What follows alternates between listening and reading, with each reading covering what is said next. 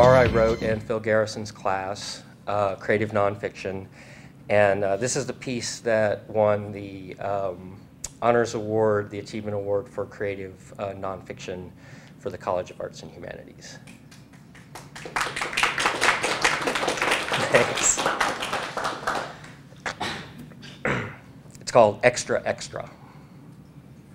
I squint back at myself in a Porta-John mirror, marveling at the warped image of my pasty white face. My chin stubble feels like sandpaper as I voraciously scratch an itch.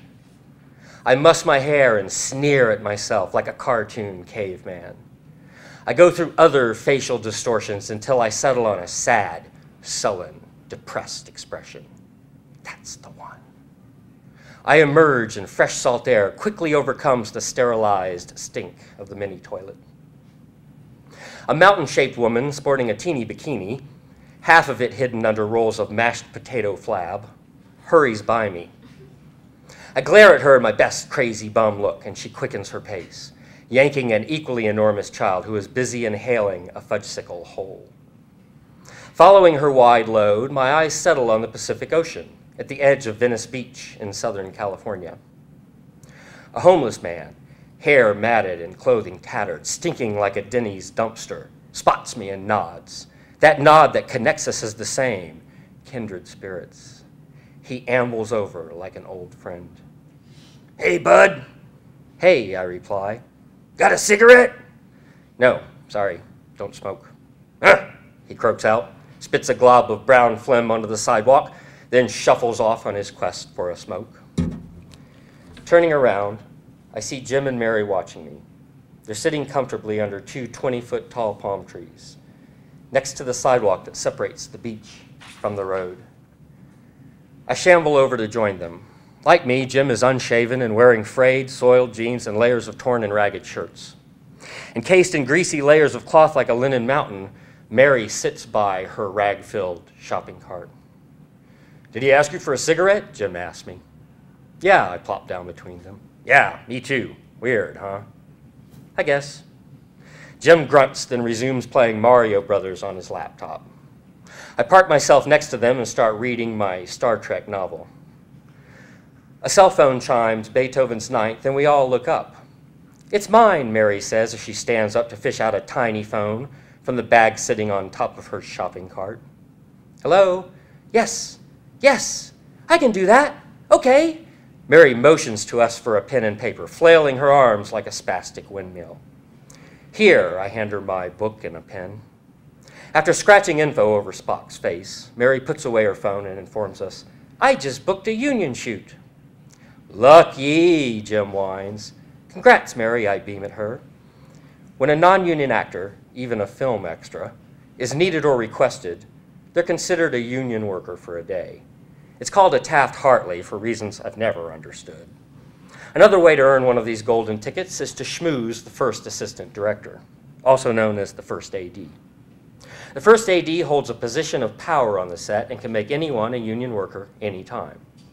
As far as I could tell, the pecking order on a film set, starting with the highest status, goes something like this: director, lead cast, ADs, supporting cast, film crew, caterers, drivers, security guards, janitors, ants, bacterium, parasites, union extras, then non-union extras. We had more in common with the homeless man who asked me for a smoke than I would like to admit. Before Mary can give us details, we hear the first AD screech, "Listen up, we need everyone for this shot." "It's about time," Jim complains, stowing his computer. We abandon our gear and follow the boss. Since the area is watched over by security, Jim feels safe leaving his laptop behind. Not all sets are as safe as the set of Pacific Blue, nor is the crew always as nice to the extras. Some are, though, and once in a great while, the extras are treated very well, like family. A few months ago, I was lucky to experience such an environment on the set of Space Cowboys, mainly due to one man.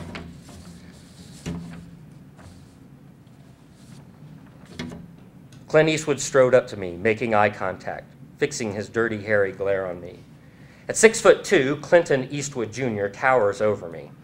The deep wrinkles that have formed on his face belie his nearly 70 years on Earth. Rather, the crevices enhance his menacing, hard-edged persona. Despite the roles he's mastered, Eastwood is known for being a really nice guy, a pussycat. I had my doubts upon witnessing this imposing figure stride up to me. Shit! He's coming right up to me! Fucking Dirty Harry! We're segueing on you, he rasped at me with a low gravel. Okay, I squeaked out, wondering what the hell he was talking about. Space Cowboys is a film about retired astronauts saving the world, directed by and starring Clint Eastwood. The scene we were filming was a flashback to the 50s, and we were all dressed accordingly. I played a news photographer outfitted with an old flash bulb camera at a news conference announcing the newest astronaut, a chimpanzee. Turning back to the crew, Eastwood directed, "Move down this line of photographers. Each one flashes his camera as we track by him.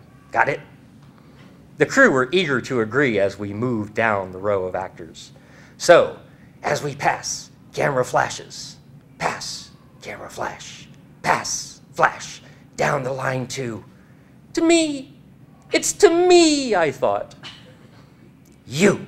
He stood a foot away from me, his hands raised as if he were praying, only slightly parted. Okay, I shook my head eagerly. Action, I heard Dirty Harry yell, and the cameras started to move down the track laid out in front of us. They moved past, the first camera flashed. Past, camera flashed. Past, flash. Down the line to flash. Cut. Too early, shit! Idiot! Eastwood appeared in front of me. Good, that was good, he said to me, though I knew it wasn't. Just wait until the camera comes to a complete stop. A fraction longer. We're segueing on you. There was that word again. Okay, sure, I got it, was all I could muster. Action. Flash. Flash. Flash. Wait for it. Wait. Wait. Flash. Cut. Print. Check the gate. Good job, everyone. That's a wrap. At the set of Pacific Blue, I stand in a large grass field next to Venice Beach. My thoughts blur from boredom, like when I was a kid, stranded out in left field, totally oblivious to the baseball bearing down on my too bald for a 12-year-old head. Then the bellow of the director shouting, "Background," knocks me back to reality. I follow the path laid out for me and slowly stroll from point A to point B. One of the biggest complaints the ADs have is that the extras walk too fast, like they're late for an appointment. Slow down, just stroll, the AD had told me. It made sense. What homeless person is late for an appointment? Stroll is an adequate word for what I'm doing. Amble or stumble might be even better. So I stumbled past palm trees, the sea salt air making my nose tingle, a Southern California sun causing my eyes to squint, the sounds of children laughing in the distance making me smile, the sight of the second AD with his arms outstretched, waiting for me like a proud mother waiting for her toddler to complete his first steps. Once there, the AD grabs my outer shirt, yanks it off, sets a Mack truck on my hat, spins me around, and sends me back the other way. I don't mind. It constitutes a costume change and a bonus on my paycheck. Cut.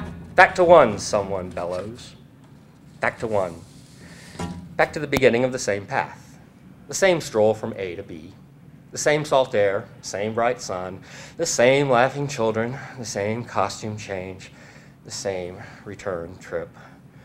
We repeat this routine 4 times. It takes about 15 minutes. 15 minutes.